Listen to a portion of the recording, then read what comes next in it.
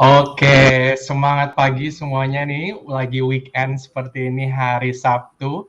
Kita bareng-bareng di acara Mentoring Conference. Saya happy banget karena di sini juga ada another Lazadian yang akan sharing banyak hal. Ini biasanya kalau training nih susah banget tidak dapat trainingnya Mas Yanuar. Jadi teman-teman semua, halo. Selamat datang di Mentoring Conference. Ini adalah sesi yang pertama. Apa kabar Pak Mas Yanuar? Sehat? Sehat, puji Tuhan sehat. Selamat pagi, Lucky. Selamat pagi semuanya yang hadir di conference di pagi hari ini. Tetap sehat, salam semangat. Oke, salam semangat. Oke, itu pokoknya nanti kalau mau ngasih pertanyaan atau mau dijawab sama Mas Yanuar, harus salam semangat dulu ya dengan jempol. Guys, Oke, thank iya you dong. very much Mas Yanuar udah lagi weekend ini meluangkan waktunya bersama teman-teman mentorin. Ada banyak teman-teman di sini juga yang mungkin masih kuliah kayak gitu atau lagi first years untuk pekerjaannya, jadi masih pengen berkembang terus baik secara karir dan juga tentunya mindset. Nah, ini sesuai banget sama tema kita pada conference stage atau session yang pertama ini ya. Jadi growth your mindset dengan salah satu pembicara yang menurut saya tepat banget nih karena Mas Yanuar ini benar-benar trainer dan juga apa namanya guru mentor yang luar biasa banget untuk ketika kita berbicara tentang human capabilities gitu ya. Salah satunya adalah mindset kita itu sendiri. Nah, teman-teman semua, siapa sih Mas Yanuar ini? Mungkin kita harus berkenalan dulu gitu ya. Mas Yanuar, saya minta waktunya 2 menit aja sebelum masuk ke sesinya yang luar biasa. Jadi Mas Yanuar Kurniawan MBA ini adalah VP Organization, Talent Development, and Organization Culture di Lazada Indonesia dan juga Lazada Logistics. Sebelumnya juga di Lazada Indonesia aja ya Mas ya. Tapi dari Februari sampai dengan tahun ini masih terus menjadi VP Organization Talent Development dan juga Organization Culture di Lazada seperti itu. Sebelumnya, Mas Yanuar juga pernah menjadi Associate Principal dan juga Senior Consultant di Korn Ferry dan sekarang masih aktif menjadi mentor dan juga public speaker, fasilitator untuk self development dan juga human resources. Nah, salah satunya adalah seperti growth your mindset ini. Nah, Mas Yanuar ini adalah lulusan MBA dari Globus University dan di tahun 2015 atau 2016 Mas Yanuar telah menyelesaikan MBA-nya. Sebelumnya juga ini mungkin ada anak-anak UGM nih Mas di sini atau University of Melbourne.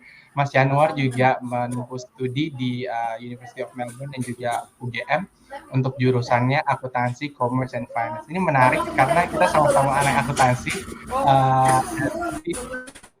Saya di sales and marketing, Mas Yanuar ini di HR seperti itu. Ini akan sangat menarik teman-teman. Saya nggak mau banyak bicara lagi. Mas Yanuar Kurniawan ini adalah pembicara yang hebat banget dan hari ini kita akan sama-sama belajar dan juga menggali nih mindset kita, gimana caranya kita growth our mindset gitu ya. Jadi hari ini objektifnya pada session ini gimana caranya gimana kita mau tahu dulu nih definisi dari growth your mindset itu apa dan bagaimana mengaplikasikannya kepada kehidupan dan juga karir kita. Mas Yanuar akan membahas 3 hal penting, nanti mungkin akan lebih didetailkan lagi, yaitu tentang definisi dari growth and fixed mindset, lalu bagaimana caranya mendevelop growth mindset itu sendiri, dan the power of applying growth mindset di real life seperti itu. Nah, nanti akan sekitar 30 menit untuk sesi presentasi, dan juga nanti kalau teman-teman mau tanya, bisa langsung masukin di kolom komen, nih saya kasih contohnya ya. Ya, halo semua. Nah, ini salah satu contohnya udah tinggal masukin aja di kolom komen, nanti bisa bertanya kalau misalkan ada pertanyaan kepada Mas Yanuar. Jadi kita benar-benar dua arah ya Mas Yanuar di sini ya. Nanti setelah 30 menit presentasi akan ada sesi tanya jawab. Jadi aku mau langsung aja masuk kepada sesi dari Mas Yanuar Kurniawan, yaitu Growth Your Mindset. Silakan Mas Yanuar. Baik, terima kasih Lucky. Jadi suara saya aman ya. Saya akan langsung aja mulai share my screen. Oke.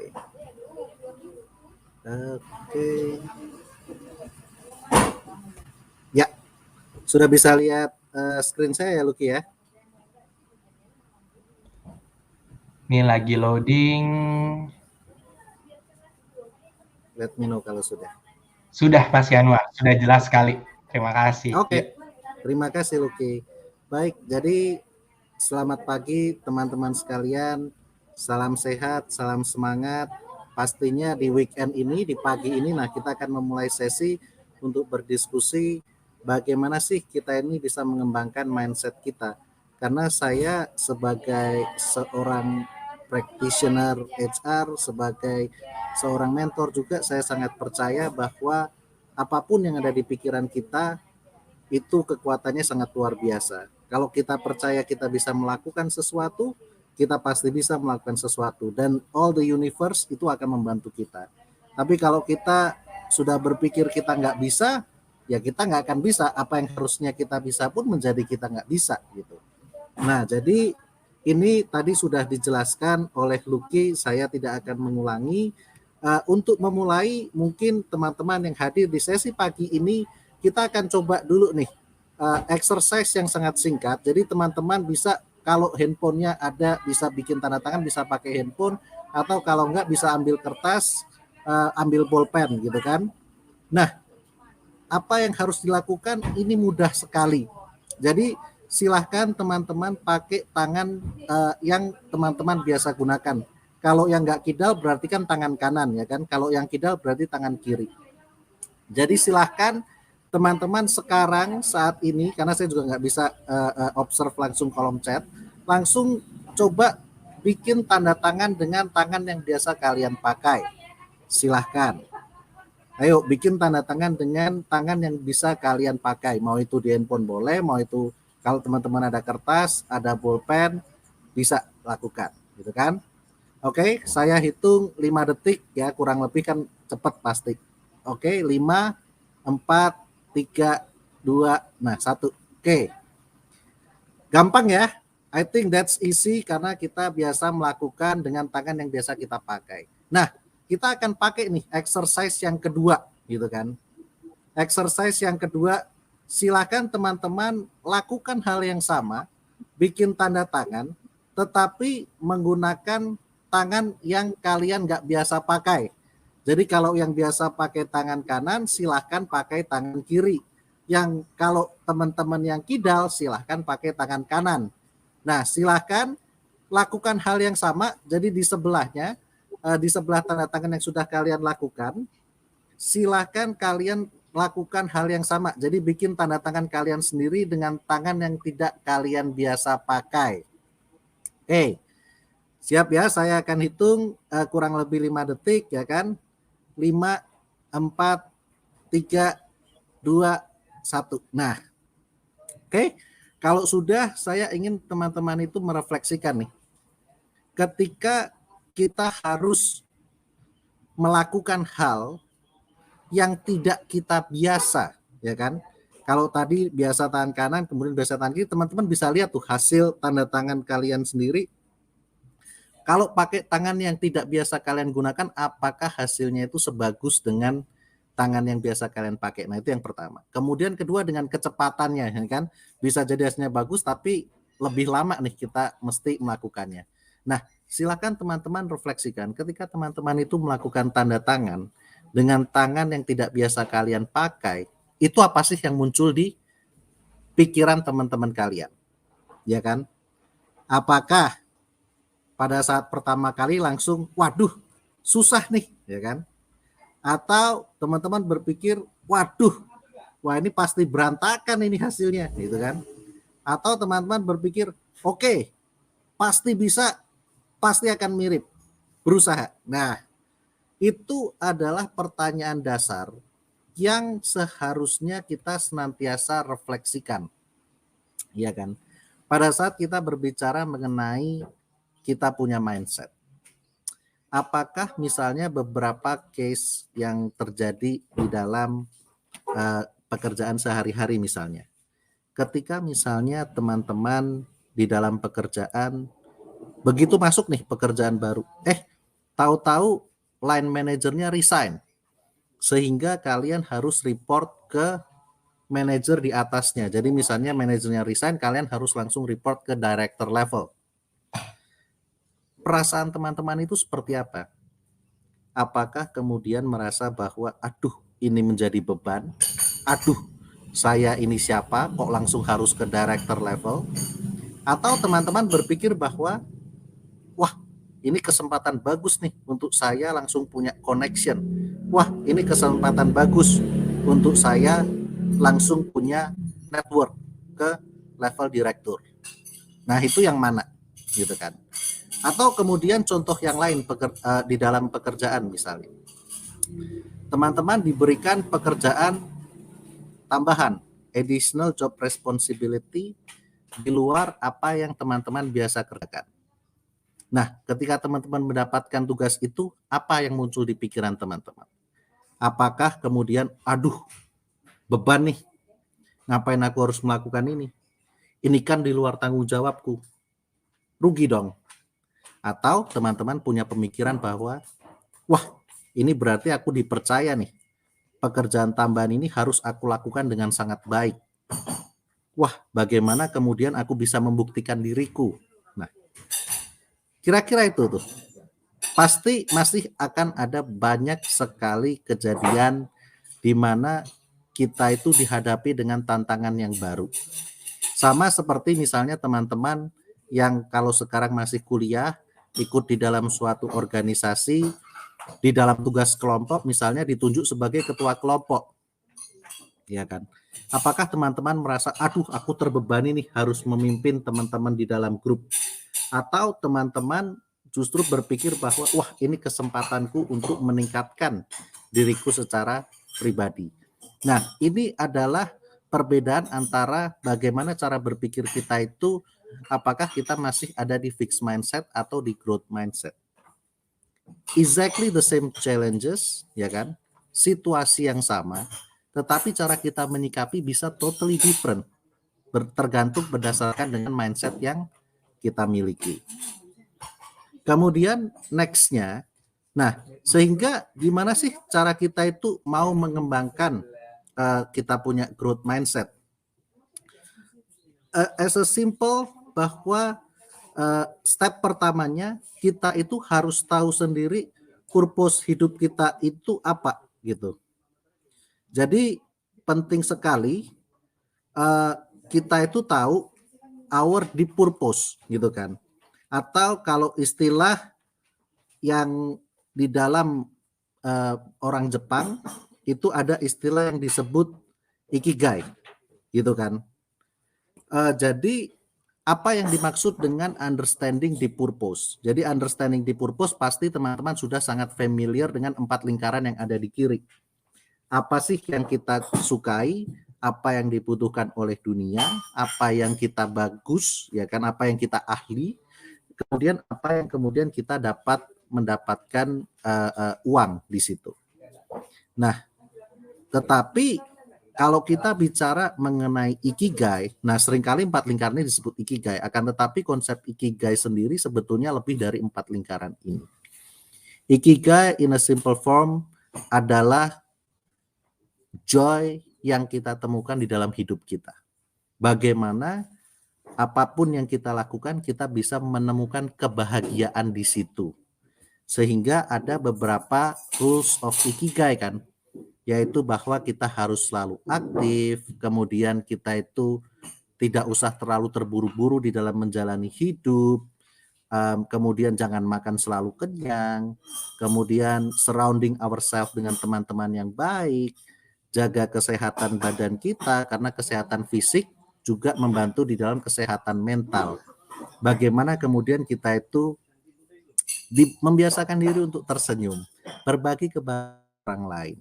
Bagaimana kita reconnecting dengan alam. Bagaimana kita itu memberi terima kasih, give thanks, bersyukur, berterima kasih ke orang lain. Bagaimana kita bisa live in at the moment, ya kan? Jadi tidak terlalu regretting the past and fearing the future.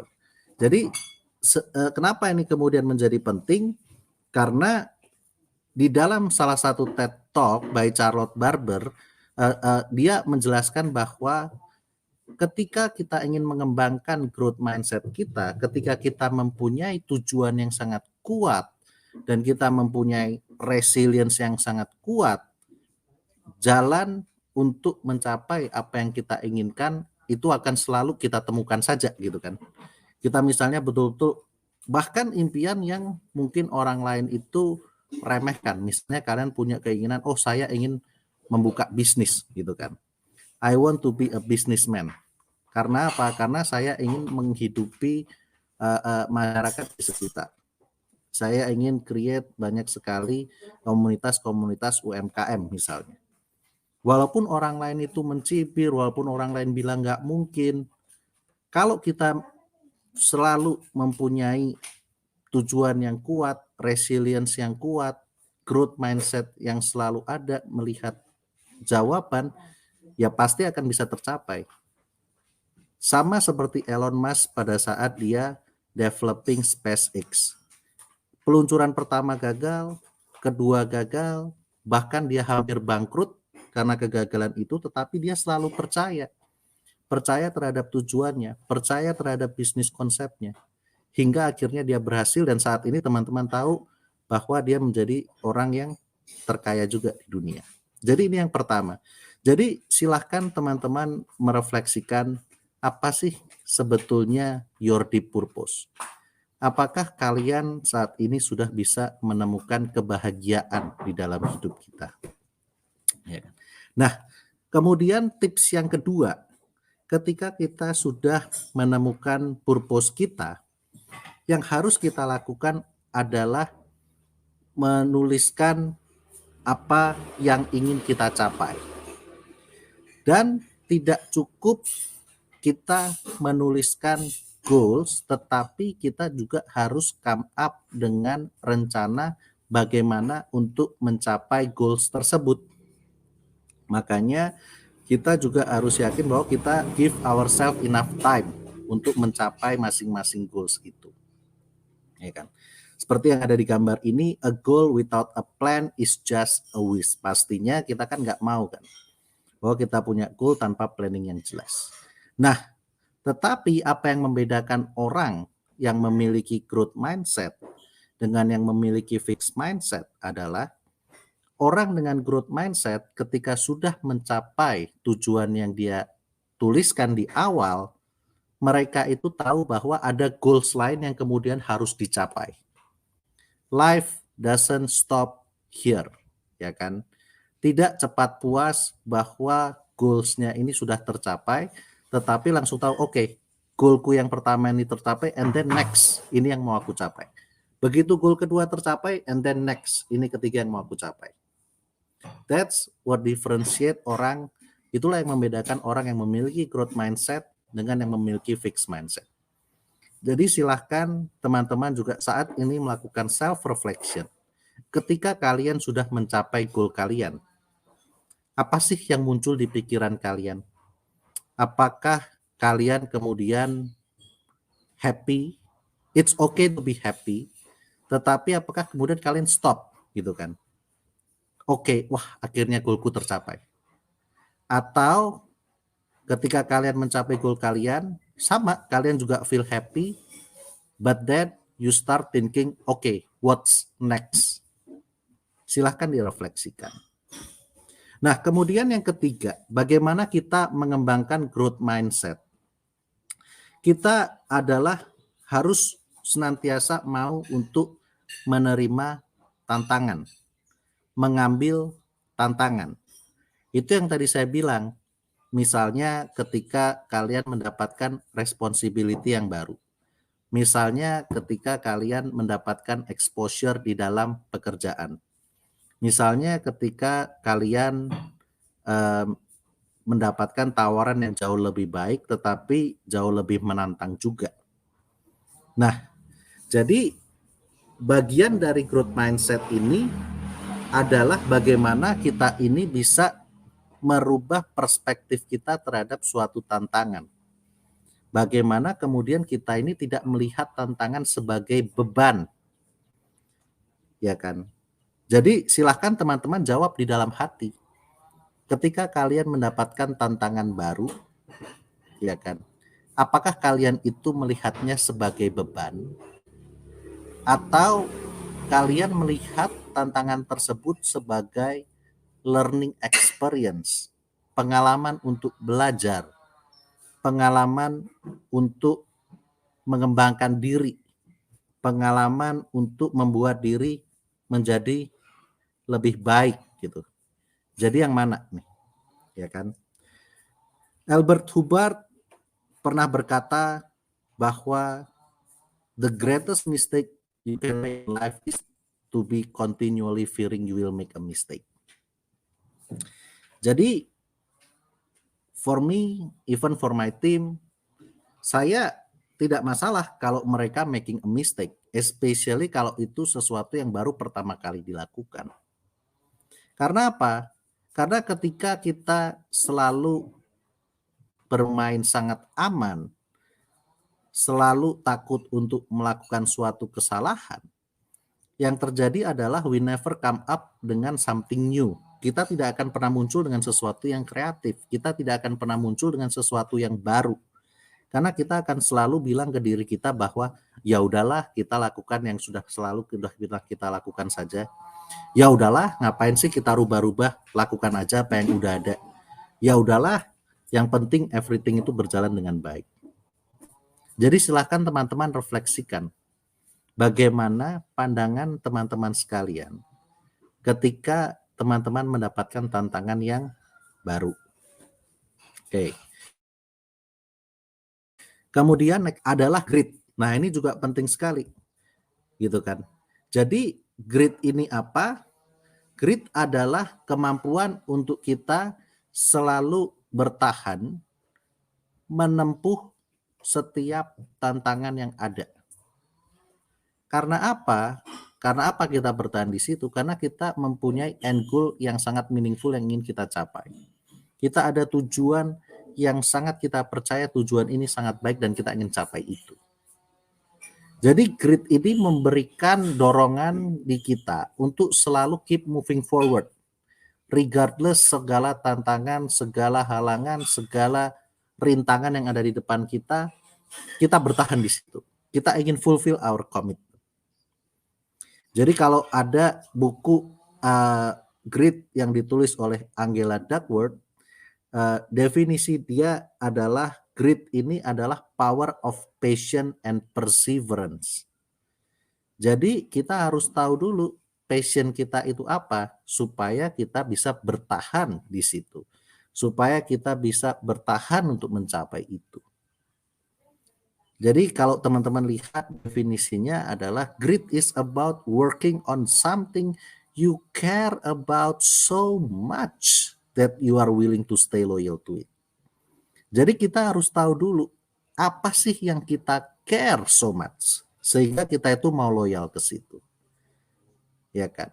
Jadi penting sekali if we would like to develop our growth mindset, kita juga harus tahu ini.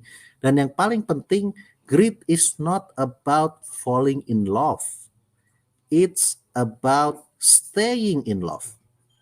Kenapa kemudian dua hal ini berbeda? Karena falling in love it can be a one-off time. Tetapi staying in love, that's the eternity. Ya kan? Bagaimana kita senantiasa bisa selalu berada di dalam rasa cinta tersebut gitu. Sama seperti how we are having grit yang membantu kita untuk selalu penuh komitmen, berusaha, keep moving forward. Nah, kemudian the next thing adalah bagaimana kita mau grow our mindset adalah bagaimana dengan cara kita altering our attitude. Ya kan? Kenapa? Karena kalau kita memiliki fixed mindset, ada kecenderungan fixed mindset tersebut come up dengan sesuatu yang negatif, sesuatu yang pesimis, sesuatu yang bilang belum juga dilakukan udah bilang nggak bisa gitu kan. Jadi kita harus kick those thoughts out gitu kan. Karena apa? Karena ketika kita memiliki positivity, ketika kita memiliki optimistic thinking, itu bukan hanya shifting our own mood, tetapi energi positif yang kita miliki itu juga akan tertularkan ke orang-orang di sekitar kita. Jadi nanti misalnya teman-teman bekerja di dalam suatu tim, teman-teman bisa rasakan kok ketika misalnya kalau teman-teman yang masih kuliah gitu kan mengerjakan tugas kelompok, Ketika ada teman-teman setim yang selalu ngeluh bahwa aduh ini kok kerjaannya banyak, aduh ini kok kerjaannya susah, how it affects the mood of the team, gitu kan. Teman-teman juga bisa bandingkan ketika teman-teman ada kerja kelompok dan ada teman-teman yang bilang, oke, kita pasti bisa ini. Oke, let's aim to be number one. Oke, let's aim untuk selesaikan ini dengan baik. Bagaimana itu mempengaruhi energi di dalam kelompok teman-teman sekalian. You can do self-reflection on that. Jadi sama ketika kita melihat ilustrasi tentang gelas yang ada, ya kan? Bagaimana kita melihat gelas yang setengah terisi? Orang yang melihat half full, ya kan? Half full, apakah kita melihatnya ini sudah setengah penuh, atau teman-teman melihatnya, oh ini setengah kosong. Nah ini yang mana yang teman-teman lihat? Gitu. Kemudian nextnya, ketika kita mau berbicara tentang growth mindset, again, bagaimana kemudian kita itu bisa memasukkan kata-kata saya bisa, quote and quote, jadi I can, di dalam bahasa kita sehari-hari. Kenapa? Karena despite any struggles, kita itu bisa overcome anything. It's only a matter of time and little effort. Kembali ke contoh, kalau teman-teman di dalam organisasi misalnya disuruh disuruh menjadi ketua panitia untuk penggalangan dana, dan dananya cukup besar yang harus digalang. Apakah teman-teman menyikapinya gimana gitu kan? Apakah teman-teman akan bilang, oke, saya pasti bisa, ini hanya membutuhkan usaha yang lebih keras dan butuh waktu, atau teman-teman udah bilang bahwa wah, it's something yang impossible, sesuatu yang nggak mungkin nih. Wah, ini ngawur ini targetnya. Nah, ini yang mana gitu kan? Jadi, kalau teman-teman mau mengembangkan growth mindset, saya sarankan teman-teman sudah mulai untuk memasukkan kata-kata saya bisa di dalam kehidupan teman-teman sehari-hari, terutama ketika teman-teman mendapatkan suatu tantangan. Apakah itu ditunjuk sebagai ketua panitia, apakah itu tantangan untuk mengerjakan pekerjaan di luar tanggung jawabnya, apakah itu tantangan untuk memimpin proyek yang baru, dan lain sebagainya. Silakan inkorporasi I can di dalam kehidupan sehari-hari teman-teman. Kemudian ini memasuki beberapa tips yang terakhir. Penting sekali untuk kita mau mengembangkan growth mindset, kita juga mempunyai kebiasaan untuk merefleksikan diri. Penting untuk kita mempunyai waktu untuk acknowledging our emotion, untuk aware atau sadar terhadap emosi yang ada di dalam hati kita. Apakah kita senang? Apakah kita sedih? Apakah kita mau nangis? Apakah kita marah-marah? Itu penting untuk acknowledge that. Ya kan? Dan juga penting juga untuk merefleksikan. Nah, ini yang terutama kalau kita berbicara tentang kegagalan, penting sekali untuk aware, reflect, dan menyadari, merasakan, dan embracing kegagalan kita. Ya kan? Kenapa? Karena dengan mengetahui apa yang kita masih belum bisa lakukan, atau mengetahui kesalahan-kesalahan kita di masa lalu, atau mengetahui kesalahan-kesalahan yang sekarang kita lakukan, kemudian kita bisa menjadi tahu area apa yang harus kita tingkatkan. Ya kan? Sehingga kita selalu mempunyai goal pribadi untuk mengembangkan area-area tersebut. Contohnya apa? Oh, ternyata aku ini misalnya pada saat melakukan webinar seperti ini, makanya aku selalu meminta feedback ke orang-orang. Kenapa meminta feedback? For me, what is more important adalah melihat orang-orang yang kurang happy. Ya kan? Walaupun 90-95% say the webinar going very well, my focus also in the 5%. Kenapa kok mereka merasa nggak? Oh, ada yang waktunya kurang lama. Oh, ada yang merasa bahwa penjelasannya terlalu singkat. Tapi majority are happy. Nah, dari yang situ kan I try to reflect, oh ternyata begini loh, masih ada of people yang aku harus pedulikan juga caraku menyampaikan sesuatu. Nah ini contohnya. Kenapa? Karena kalau kita tidak mau merefleksikan diri, kalau kita tidak mau menyadari kekurangan kita, ya kemudian bagaimana kita itu bisa berkembang, bagaimana kemudian kita itu bisa selalu mengembangkan diri kita. Satu hal yang berbahaya adalah ketika kita merasa kita itu sudah yang menjadi yang terbaik dan orang lain itu tidak sebaik kita. That's a very very dangerous perspective. Oke. Nah, ini makanya penting sekali ya kan. Ini yang tadi saya sudah sampaikan, growth mindset, orang yang memiliki growth mindset, kita itu harus proactively search out feedback. Kenapa? Supaya kita tahu apa yang harus kita kembangkan. Have a timely and regular check-out matters, especially to understand our blind spot. Apakah itu yang dimaksud blind spot? Blind spot adalah area-area yang orang lain merasa kita itu masih punya kekurangan, tapi kita sendiri nggak sadarin. Misalnya apa? Misalnya aku as a leader, aku merasa bahwa aku selalu memberikan kesempatan terhadap timku untuk berbicara, untuk mengeluarkan opini mereka. Tetapi bisa jadi tanpa sadar, yang actual aku lakukan adalah ketika timku berbicara sesuatu, aku langsung potong. Oh, jangan gitu dong.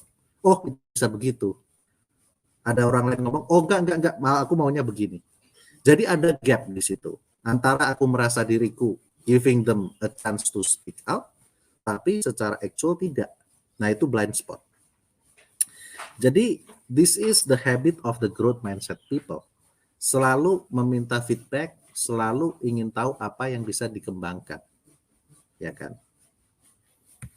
Nah, ini juga penting sekali bahwa bagaimana kita ini bisa melakukan mindfulness, practicing our mindfulness. Karena apa ini menjadi penting? Karena kemudian kita bisa hidup di masa ini, ya kan? Mental and physical activities are another piece of the growth mindset formula. Jadi bagaimana kemudian kita bisa fokus on the present moment, melakukan meditasi, berjalan di alam misalnya, meditate on our surrounding, ini bisa membantu kita ini memberikan clarity di dalam, karena pikiran kita itu kan seringkali sibuk sekali ya. Banyak yang kita pikirkan kanan, kiri. Sometimes we just need time to talk to ourselves calmly. Hanya berbicara ke dalam diri kita. Merasakan diri kita itu berada di present moment. Nah, ini penting. Dan tips yang terakhir, karena sudah hampir 30 menit juga, bagaimana kita mengembangkan growth mindset adalah bagaimana kita itu bisa mengapresiasi pengalaman hidup kita. Bagaimana kemudian kita bisa melihat keseluruhan dari hidup kita, keseluruhan perjalanan hidup kita. Baik di dalam segala kesuksesan yang kita pernah capai di masa lalu, termasuk segala kegagalan yang pernah kita alami di masa lalu. Kenapa? Karena di dalam kegagalan pun ada banyak hal yang kita pelajarin. Jadi kalau kita hanya terfokuskan terhadap hasil akhir, bisa jadi kita akan miss out all of the learnings, all of the valuable learning moment yang ada di dalam kegagalan itu. Jadi growth mindset ini menemukan beauty in our struggle. Gitu. So, to end this, there is no shortcut. Building up your career will need lots of sweat, hard work, be persistent, and never give up.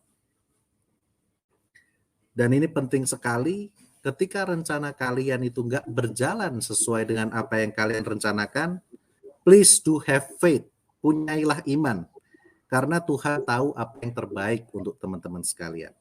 Kira-kira itu dari aku, Lucky. Aku akan stop sharing, aku akan kembalikan ke dirimu. Well, teman-teman semua di rumah bisa kasih tepuk tangan ya buat Mas Yanuar. Keren banget. Jadi ada 10 tips. Ini penting banget sih Mas Yanuar, karena untuk stay sane, stay focus, itu benar-benar harus punya mindset yang benar-benar hebat kayak gini ya. Jadi tadi ada 10 kalau boleh saya simpulin. Yang pertama yaitu kita harus punya purpose sama resilience, terus yang kedua punya planning untuk achieving the goal, lalu take on challenge, pokoknya ada tantangan ambil aja, ambil positive side-nya, jangan ngelihat, oh tambah lagi kerjaan saya nih. Oke, ini juga menjadi refleksi buat diri saya sendiri juga nih. Terus yang keempat adalah grit-nya harus ada ya, jadi gimana cara kita terus bertahan untuk setiap tantangan. Yang kelima, stay positive. Yang keenam, I can. Jadi selalu, saya bisa, kayak gitu. Terus selalu reflect biar tahu bahwa oh kita masih ada kurang, oh kita ada kesalahan, we have to acknowledge itu juga. Terus habis itu feedback itu penting banget supaya kita bisa menemukan blind spot kita ya. Jadi kadang-kadang kita suka nggak paham ya Mas Yanuar ya, bahwa oh ternyata masih ada yang bisa diimprove gitu. Sometimes kita tuh udah kayak, oke, I'm the best, kayak saya 100 out of 100 kayak gitu. Sebenarnya masih cuma 80 doang kayak gitu. Terus abis itu practice mindfulness. Saya setuju banget nih kayak we have to still stay happy, clear, and focus. Itu nggak bisa tercapai ya Mas Yanuar kalau misalkan belum belum apa ya, kita tuh nggak ngambil take our time untuk benar-benar refleksi, benar-benar find our peace gitu. Ini benar gak sih yang saya lakuin? Ini benar gak ya yang saya pikirkan kayak gitu? Itu menarik banget. Dan yang terakhir adalah we should appreciate the journey. Tapi yang paling ngena banget Mas Yanuar adalah kita tuh kadang-kadang punya berencana, punya mimpi, punya purpose, tapi nggak kecapai itu sometimes kita jadi kecewa sama diri kita sendiri. Tapi when we have faith in God atau whatever yang teman-teman believe kayak gitu, itu tuh kayak jadi apa ya, kita jadi stay positif terus. Nah, Mas Yanuar, ini ada pertanyaan. Yang pertama dari Matias Santoso, bagaimana sih cara menyeimbangkan antara keinginan untuk mencapai goal, untuk terus bertumbuh, dengan merasa konten dengan apa yang sudah kita capai atau punya saat ini? Ini keren banget pertanyaannya. Silakan Mas Yanuar. Oke. I think begini ya. Menurutku it will also be different in the different stages of our life. Misalnya apa? Misalnya ketika teman-teman masih muda, tanggungan juga masih belum terlalu banyak gitu kan.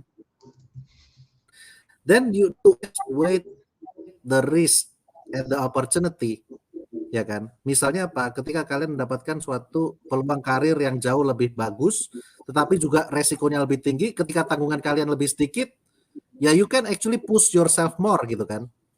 Tetapi ketika kalian sudah mencapai stage hidup di mana udah punya istri atau suami, udah ada anak-anak yang ditanggung, sometimes the balance become a little bit different kan. Sometimes a little bit additional risk probably is not worthy to risk the content, the whole things yang sudah kita capai. Jadi again, it coming back to self-reflection. Tapi yang paling penting adalah ini, menurut saya. In whatever stage in our life, kita harus semakin memahami bahwa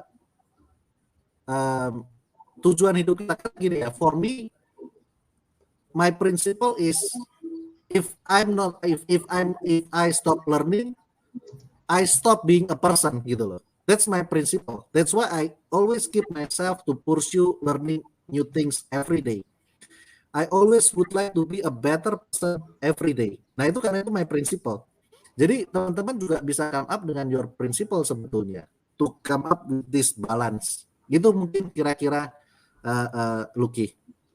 Oke Mas Yanuar, Matias semoga udah menjawab ya. Ini ada pertanyaan dari Kezia nih. Pak Yanuar, Kezia pengen bertanya mengenai positive toxicity. Bagaimana cara menangani positive toxicity yang diterima selama menjadi mahasiswa maupun karyawan? Ini saya kurang paham juga nih positive toxicity, tapi silakan Mas Yanuar.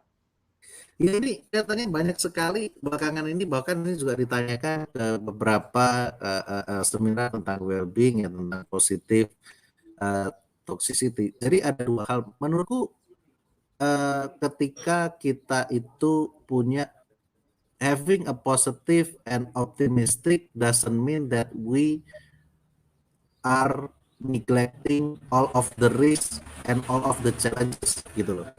Jadi jangan sampai misalnya kita kita let's say kita bangkrut atau kita out of the job, dan kemudian kita juga berusaha berpikir positifnya itu not in the right way gitu loh. Karena menurut saya selalu ketika kita menghadapi suatu kondisi yang susah, for me the first thing adalah it's okay to be aware on of our situation gitu. Jadi it's okay to be upset, it's okay to be apa namanya kecewa, sedih. Ketika kita misalnya mengalami, misalnya nih contohnya gini aja nih, di dalam kerja kita sudah merencanakan sesuatu dengan sangat baik, ternyata hasilnya itu tidak sesuai dengan rencana. Just there are uncontrollable factor that happening.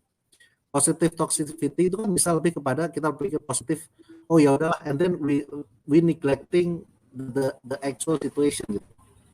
Ya udahlah, that's okay dan sebagainya. Tapi for me, yang lebih baik ketika teman-teman ada di situ, it's okay actually to feel upset.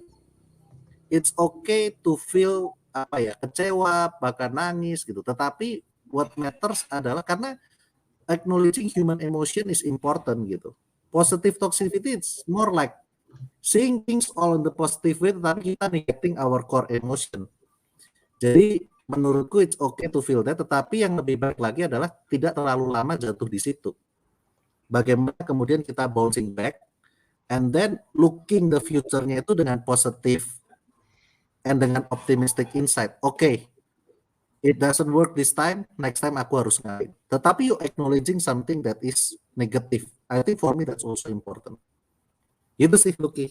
Keren, keren. Ini sesuai banget sama poin nomor 7 tadi ya, Mas Yanuar. Jadi kita harus reflect bahwa dalam hidup ini ya kita ada acknowledgement untuk we have to appreciate ourselves. Kalau oke, kita achieve something, tapi sometimes kita harus acknowledge juga bahwa oh kita lagi nggak achieving something nih, kenapa kayak gitu.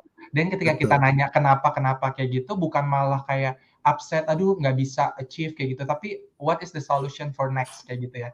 Ini saya jadi ingat evaluasi semester 1 nih Pak Mas Yanuar nih.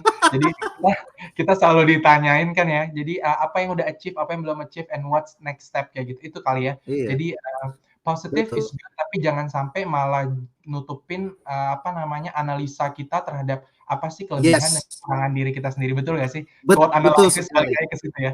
Betul sekali. Ini keren banget. Soalnya saya jujur, saya tuh sebagai orang, saya tuh positif banget, Mas Yanuar. Jadi sometimes saya nggak ngelihat bahwa, aduh orang bikin apa sih kayak gitu, atau orang berbuat jahat apa, itu saya nggak ngelihat. Tapi mungkin kita harus pertimbangan itu sebagai risk ya. Dalam bisnis itu kan kita harus ada risk assessment gitu ya. Begitu juga ketika kita ngomongin tentang karir, tentang hidup gitu. Oke, ini menarik banget. Ini sesuai sama pertanyaan selanjutnya, Mas Yanuar. Dari Pratama Yoga Nugroho. Ini aktif banget nih anaknya dari tadi. Very good, Yoga. Very well done. Pertanyaannya adalah, what's your best tips to bounce back every time you experience failure? Jadi kalau gagal nih gimana nih balik lagi, resilient terus. Silakan Mas Yanuar. Okay. Thank you Yoga for the questions ya. I think for me and everyone can actually have different tip to see this. Untuk aku sih makanya kembali lagi ke bagaimana kamu itu memaknai makna hidupmu, karena then you are to seeing the bigger picture gitu kan. Misalnya apa? Misalnya aku pengen my let's say my deeper purpose adalah aku pengen memberikan dampak bagi masyarakat di sekitarku, sehingga aku itu melihat karir itu sebagai means. That's not the end goal. I'm seeing my career.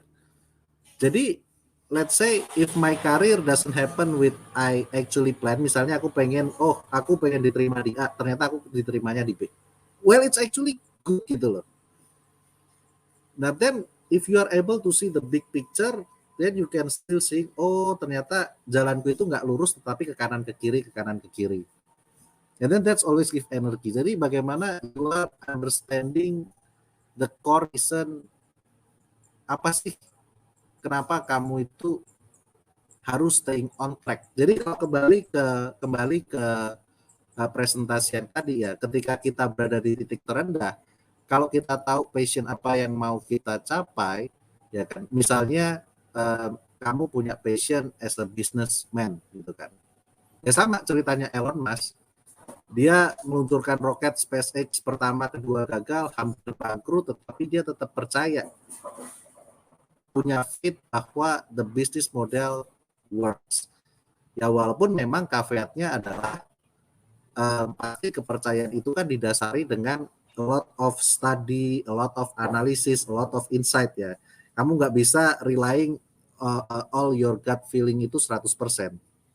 Jadi selalu kenapa aku bisa bouncing back ketika experience failure, how you see the failure itself matters gitu loh. For me, I'm seeing failure as something that is one off. Kegagalan itu bukanlah sesuatu yang eternity, ya kan? Karena apa one off? Karena oke, kita gagal di sini, tapi kan life must go on kan. Kalau mindset kita terperangkap di dalam kegagalan tersebut, dan kita selalu merasa oh diri kita ini sebagai suatu individual yang nggak berguna, suatu individual yang nggak bermanfaat, ya kamu akan terperangkap di dalam kegagalan itu. Tetapi menurutku yang paling penting adalah having growth mindset adalah bagaimana kita bisa escaping dari that failure. Karena apa? Life must go on. A lot of things that we can actually chase.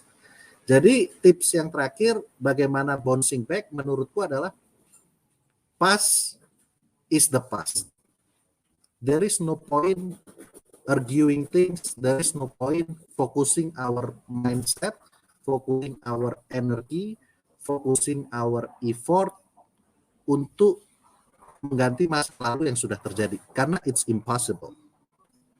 Jadi instead of regretting of what already happening, jadi daripada kita selalu menyesali apa yang sudah terjadi, bagaimana kita bisa mengconvert energi tersebut untuk merubah apa yang harus kita lakukan di masa sekarang sehingga kita bisa tidak melakukan kegagalan yang sama di masa depan. Nah, kira-kira kayak gitu, Luki. Sorry, saya masih ke Amir. Ya, itu penting banget ya teman-teman. Itu saran yang terakhir tadi penting sekali. Past is the past gitu ya. Jadi ya udah yang sudah berlalu biarlah berlalu. Ini jadi kayak lagu nih Mas Yanwar. Tapi jadi kalau kita fokusnya lebih kepada future and then tetap considering kita punya past ya. Bukan berarti kita nggak considering itu, iya kita melakukan kesalahan atau kita ada failure gitu. Tapi what's the next gitu. Yang paling penting itu adalah what's the next. Mungkin effortnya 90-10 gitu ya. Jadi 10%-nya ya udah kita refleksi dulu, tapi 90%-nya kayak kita fokus kepada masa depan kita tuh mau diapain. Ini semoga Yoga menjawab ya pertanyaannya. Selanjutnya nih, Mas Yanwar, ada pertanyaan dari Aziz Sanjadi. Ketika seorang karyawan tidak mendapatkan well-being yang sesuai diharapkannya, apa yang harus dilakukan atau kira-kira harus apa karyawan agar bisa bertahan di perusahaan tersebut? Jadi nggak sesuai nih well-being-nya, sesuai sama ekspektasi, apakah harus bertahan kah atau apa yang harus dilakuin sama si karyawan tersebut? Silakan Mas Yanwar. Menurutku kalau ada pertanyaan di sini sebetulnya kembali kepada your own priority ya. Karena kan harus tahu why do you want to stay, ya kan? Kalau memang well-being this is something that is really in the core, ya probably looking at the other company that can provide well-being that you are looking for, it's actually can be better kan untuk dirimu, untuk perusahaannya. Tetapi kalau memang you have different reason kenapa kamu mau stay di sana, misalnya nih company-nya bagus, you like the job, dan well-being yang kamu alamin itu sebetulnya temporer. Jadi kita sebenarnya juga harus tahu ya ketika kita menghadapi isu, ketika kita menghadapi sesuatu yang nggak sesuai dengan ekspektasi kita, apakah itu hanya temporary atau itu sesuatu yang fundamental. Temporary apa? Misalnya well-being-nya itu nggak sesuai dengan ekspektasi kita karena ada pergantian pemimpin baru, ya kan? Dan ini it's changing. Tapi kita juga tahu bahwa biasa pemimpin itu cuma 1 tahun ganti, let's say, atau 2 tahun ganti. Dan kamu sudah di perusahaan itu 5 tahun gitu. Dan kamu memang ingin bertahan lama. Nah itu kan sesuatu yang temporary. Either you can find the solution, misalnya kamu mau looking at the different team atau apa. Jadi sebetulnya banyak sekali nih permutasi dari jawaban ini, ya kan? Tapi kalau aku lebih kembali kepada fundamental prinsipalnya dulu. You need to know your priority. Why do you want to stay? Itu aja dulu yang dijawab. Kalau memang kamu mau bertahan di sana karena hal selain dan well-being, ya kemudian kamu bisa fokus ke apa yang mau kamu capai kan, walaupun well-beingnya nggak sesuai. Tapi kalau well-being that's the most important priority for you and you cannot find it there, dan it's sesuatu yang fundamental different, ya probably you can find a better job, better life di tempat yang lain gitu. Karena for me it's very important to work in a company that's aligned with your values. Dan untuk menutup jawaban ini, what is more important, the most important adalah you need to always know why you do what you do. Itu aja. Mengapa melakukan apa yang kamu lakukan. Itu kira-kira, Luki. Keren. Ini balik lagi ke konsep Ikigai yang tadi Mas Yanuar udah share juga ya. Kalau misalkan bukan passion, ya paling nggak ini something good gitu. Kalau bukan something good, paling nggak ini bayarnya juga oke kayak gitu ya. Jadi ada beberapa orang kan yang punya, udah banyak nih, ada KPR, ada ini, ada itu. Pasti kan tujuannya udah beda lagi ya Mas ya. Tapi ada juga yang fokus utamanya adalah, saya harus dapat well-being, saya harus kerja sesuatu yang saya benar-benar cintain, dan fokus on that gitu. Jadi semoga tadi Aziz ini terjawab sama Mas Yanuar ya, bahwa kalau menurut saya sih ini terjawab banget. Jadi fokus what's on your priority kayak gitu. Nah ini selanjutnya nih Mas, dari Abednego Condro, Mas Yanuar pengen tahu perspektif dari Mas Yanuar, which one you choose, higher position tapi role tapi bayarannya sedikit, atau same position tapi more than the previous one kayak gitu. Mana yang lebih baik, higher position bayaran rendah atau posisi biasa aja tapi bayarannya luar biasa? Silakan Mas. Oke. Aku tuh selalu suka kalau pertanyaan pilihan kayak gini karena jawabannya gampang. For me, higher position but paid more dong, ya kan? Ya benar. Ya ngapain pilih A atau B when you can actually combination of A and B. Tetapi jokes aside, you need to be very careful in this kind of decision. Kenapa? Karena higher position, definition of higher position itu bisa vary juga gitu. Karena title in a company itu beda-beda. Misalnya vice president, misalnya bank itu kan very royal ngasih title ya. Vice president, apalagi ada IVP segala macam, which is di company yang lain itu misalnya VP-nya bisa sama dengan manager. Jadi apakah ketika kamu work as a VP it's actually constitute higher position? Itu belum tentu juga gitu. Atau misalnya kamu title-nya memang lebih tinggi nih, direktur level, tetapi di perusahaan startup yang employee-nya 10 orang dibandingkan dengan posisi ya di perusahaan multinasional yang employee-nya udah 1000 orang, luar manager level di sana. Apakah itu constitute higher position? Jadi the definition of higher position sendiri kamu juga mesti tahu. For me it's the matter of apa yang mau aku capai sih. Jadi for example, and it can be the priority kan. Kalau misalnya teman-teman cukup beruntung, you don't care about money because you are born rich, kan kita juga nggak bisa menafikan itu kan. There are some people that secara finansial itu sudah sufficient. Ya kalau kamu mau higher position role yang paid less, tapi kamu bisa explore banyak hal and it actually can develop you, are looking for experience, why not gitu kan. Tetapi kan untuk orang-orang yang mungkin financial adalah menjadi suatu prioritas, then they will prefer money first. Jadi kembali lagi, ini kembali kepada preferences. Yakin, aku selalu kembali ke fundamental principle, Abed. Jadi whenever you get these choices, you need to know sebetulnya what you would like to get out of it. Would you like to get the money? Would you like to get the experience? Atau lebih better lagi, why you are moving to higher position but paid less? Why don't you wait so that you can get offering yang higher position but paid more? Itu kan, jangan tertrap di sini. Itu kira-kira Luki. Oke, ini menarik banget. Jadi selalu balik ke fundamental principle-nya bahwa tujuan kita atau priority kita apa, what matters the most to us gitu ya, Mas Yanuar. Some people pengen acknowledgement, appreciation dalam bentuk uang, some people mau acknowledgement atau appreciation dalam bentuk position. Terus responsibilities-nya apa? Jadi mungkin fokusnya kepada itu ya. Jadi tidak ada jawaban benar atau salah, it depends on the person. Menarik, semoga Abed ini menjawabnya. Ini pertanyaan terakhir Mas Yanuar dari Nurul Fahmi. Bagaimana cara kita menghadapi pimpinan yang selalu mereject kita, yang selalu ingin improve baik itu di bidang yang kita kuasai, maupun di bidang lain yang membantu kita dalam peningkatan karir. Jadi kalau kita punya inovasi-inovasi atau sesuatu yang bisa menurut kita improving something gitu ya di dalam tim, tapi selalu di-reject nih ide-ide kita. Ini gimana ya Mas Yanuar? Oke. Again, it's difficult to say karena kita nggak bisa pilih bos kita. Dan karakter bos kita itu, karakter masing-masing orang itu beda ya. Probably nggak semua orang itu beruntung punya pemimpin yang care, punya leader yang peduli terhadap growth and development of the team member gitu kan.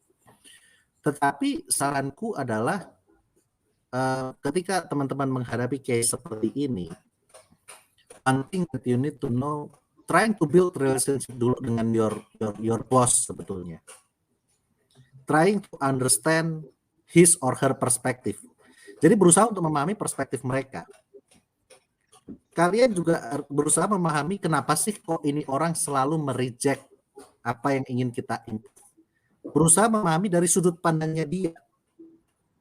Sometimes kan kita kan punya sudut pandang sendiri, orang lain itu atau pimpinan kita punya sudut pandang yang berbeda, which is bisa jadi kalau kita melihat dalam on the positive side, probably because of the experience, sudut pandangnya itu lebih luas. Sehingga improvement yang kita sampaikan mungkin dia tahu di masa lalu sudah pernah dilakukan tetapi gagal. Ya kan? Cuman cara menyampaikannya bisa jadi nggak bisa tanpa memberikan penjelasan. It can happen juga kan.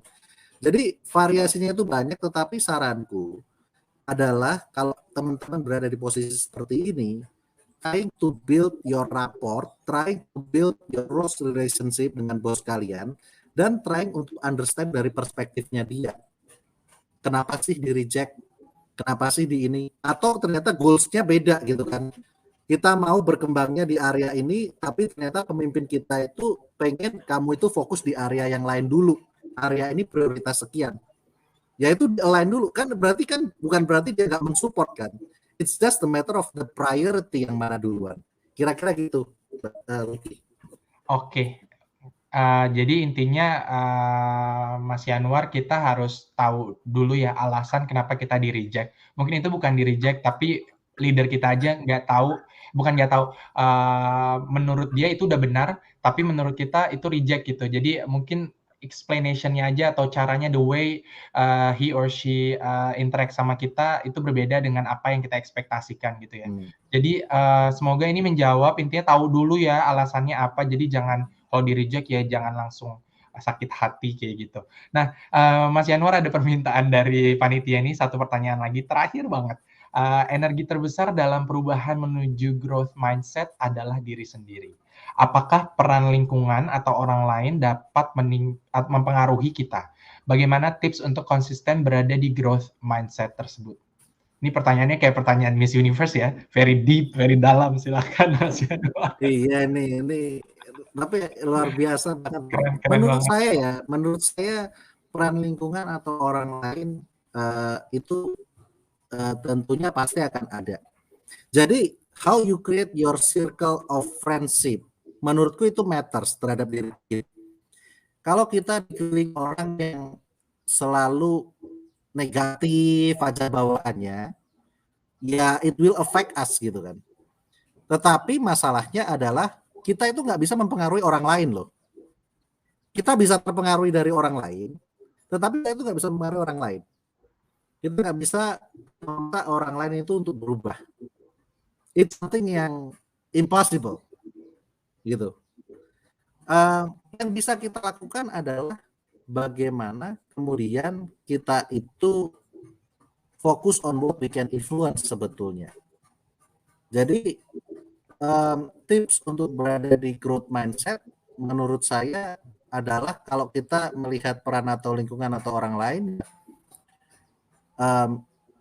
okay to have many friends, tetapi mungkin you selecting your close circle itu adalah orang-orang yang kamu rasakan itu bisa saling support. Atau misalnya kamu punya 1 atau 2 orang yang bisa sebagai teman sharing, teman curhat, dan mereka betul-betul bisa act juga as a coach atau mentor ya. Maksudnya betul listen of what you are concerning about, mendukung di dalam your progress in life gitu kan.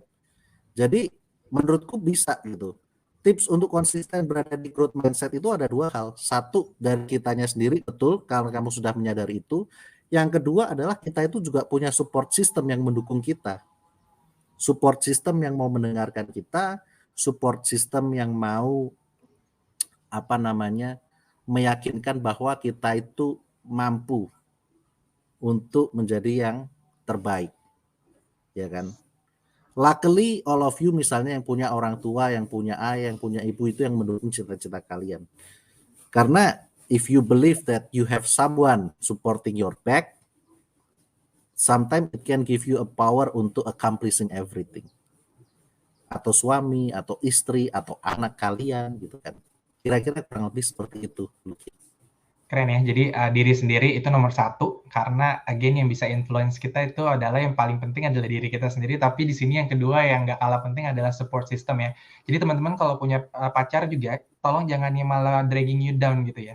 Jadi harus yang malah menginfluence kamu ke jalan yang benar, atau nanti punya keluarga dan segala macam, ayah, ibu, ataupun teman-teman, benar-benar dia tuh ya pilih teman, bukan berarti memilih itu tidak baik ya, tapi ini lebih kayak support system, mana yang benar-benar bisa support kamu ketika kamu salah, dia akan bilang, oh kamu salah, kamu benar, itu dia akan apresiasi kamu. Itu keren banget kalau punya support system yang seperti itu, yang selalu bisa ngedukung. Mas Yanuar, itu dia tadi pertanyaan-pertanyaannya dari teman-teman sekalian. Boleh dong, in few seconds saya boleh kasih closing statement lah buat teman-teman di sini untuk terus punya growth mindset, supaya terus berkembang secara diri pribadi ataupun secara karir. Silakan Mas. Oke, baik. Jadi for me, closing statement, all the tips that I mentioned itu on paper it might seems easy and simple. Tetapi kalau teman-teman coba menjalankannya, it's actually not that easy to do gitu. Misalnya contohnya apa? As simple as asking for a feedback. Asking for a feedback means we need to have humility. Kita harus punya kerendahan hati loh. It's not easy untuk bilang, Lucky, kasih tahu dong apa yang harus aku improve. Gimana sesinya? Kalau kita dengar, oh, Pak, kamu tadi aku nggak paham sama sekali apa yang kamu omongin, terlalu susah ngomong. You know, when we hear feedback, the first thing kalau kita nggak punya humility adalah fight back. Aku nggak agree, Lucky. Itu kamunya aja yang bodoh, ya kan? So that's a simple things of bagaimana tips-tips itu ketika kita mau menjalankannya dengan sungguh-sungguh, it's not easy. Makanya it also needs kesadaran diri, awareness, conscious effort juga. Kita mau mendengarkan feedback itu juga butuh conscious effort. Kita mau melakukan self reflection, it needs conscious effort. Kita mau memiliki grit untuk menghadapi segala tantangan, it needs conscious effort. Again, back to our mindset, always keep growing your mindset, always keep conscious on that. I do believe that with a strong mindset, you can be anything that you are dreaming of. Kira-kira itu penutupku dari aku. Keren banget, keren. Mas Yanuar, ini saya juga menjadi weekend yang sangat bermanfaat banget, karena mendapatkan pemaparan materi yang menurut saya sangat mengena, dan ini merupakan sesuatu yang sangat fundamental ya. Jadi ini bisa diaplikasikan oleh siapa aja, di mana aja, mau secara pribadi ataupun secara official ataupun karir seperti itu ya. Jadi teman-teman silakan untuk mengaplikasikan 10 tips untuk menjadi orang yang memiliki successful growth mindset seperti itu ya. Kalau gagal jangan takut, selalu punya positive mindset, tapi juga bisa assessing risk yang kita miliki. Jadi kita selalu berkembang dan nggak pernah stop learning. Itu kuncinya, kayak gitu kali ya Mas Yanuar. Sekali lagi, thank you very much for your presentation, your answers. Itu insya Allah atau semoga ini bisa bermanfaat banget buat teman-teman yang ada di sini, adik-adik yang masih terus bisa berkembang. Ini buat saya juga dan juga buat Mas Yanuar. Thank you very much dari mentoring team. Kita mengucapkan terima kasih yang sebanyak-banyaknya, and all the best for everything that you are doing right now. Thank you so much for helping us ya Mas. Thank you. My Oke, pleasure. teman-teman Thank semua, you. sudah bisa nanti masuk kepada sesi selanjutnya. Nanti dari teman-teman panitia akan dikasih tahu juga bagaimana caranya. Dari saya, Lucky Bagus, saya mengucapkan terima kasih buat atensinya untuk semua pertanyaan-pertanyaannya. I'm very delightful, I'm very blessed dengan teman-teman di sini yang sangat aktif dan juga open your horizon untuk mendapatkan materi-materi baru dari orang baru. Karena that is the key of life ya. Never stop learning from anyone kayak gitu. Oke, thank you very much.